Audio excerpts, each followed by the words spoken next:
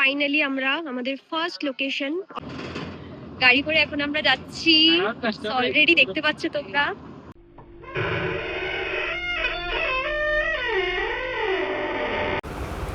আর এই হচ্ছে মিনি তাজমহল।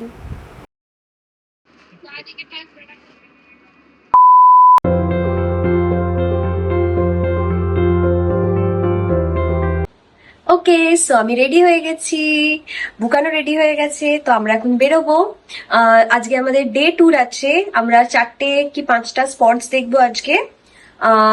যার জন্য হচ্ছে কি বাইরে প্রচন্ড গরম, তো আমরা অলরেডি গাড়ি বুক করে নিয়েছি, হোটেল থেকেই গাড়ি বুক করেছি আমরা, যেটা আমাদের সারাদিন হচ্ছে ঘোরাবে, সমস্ত স্পটস গুলোকে ঘোরাবে।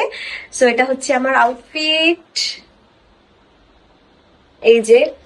ওকে, ফাইনালি আমরা আমাদের first location of the day এসে পৌঁছেছি, কৃষ্ণেশ্বর মন্দির।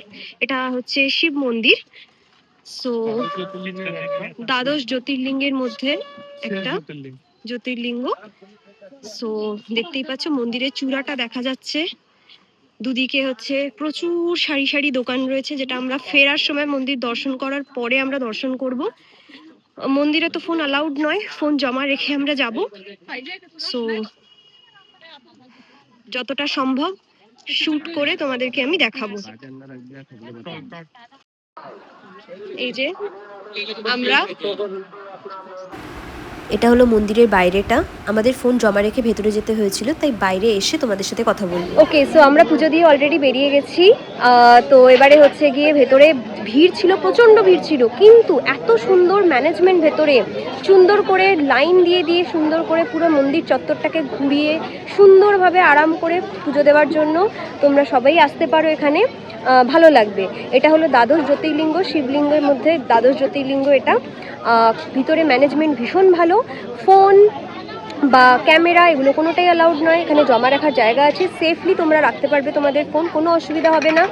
Leather bag is not allowed, আর তার সাথে হচ্ছে গিয়ে যদি জুতো অবশ্যই খুলে রেখে যেতে হবে। আর এছাড়া হচ্ছে গিয়ে বাকি ছেলেদের জন্য হচ্ছে গিয়ে টপলেস হয়ে যেতে হবে, আর মেয়েদের একটু কাভার্ড ক্লোথস পরে যেতে হবে অবশ্যই। তো যাই হোক, আমরা বেরিয়ে গেছি পুজো দিয়ে, খুব সুন্দর দর্শন হয়েছে। এবারে হচ্ছে গিয়ে মন্দির চত্বরের আশেপাশে যে দোকানগুলো আছে আমরা সেখানে যাব, দেখবো বাড়ির জন্য যদি কিছু নিয়ে যাওয়া যায়, কারণ শপিং ইজ ভেরি ইম্পর্টেন্ট।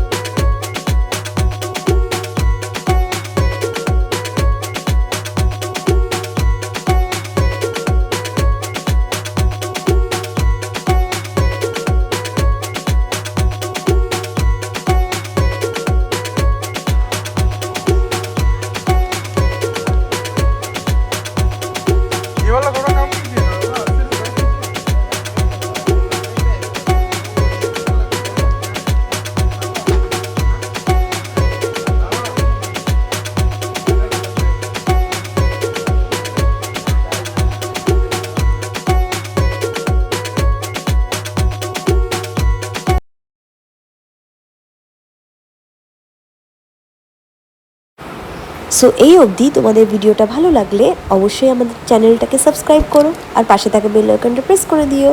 আজকের মতো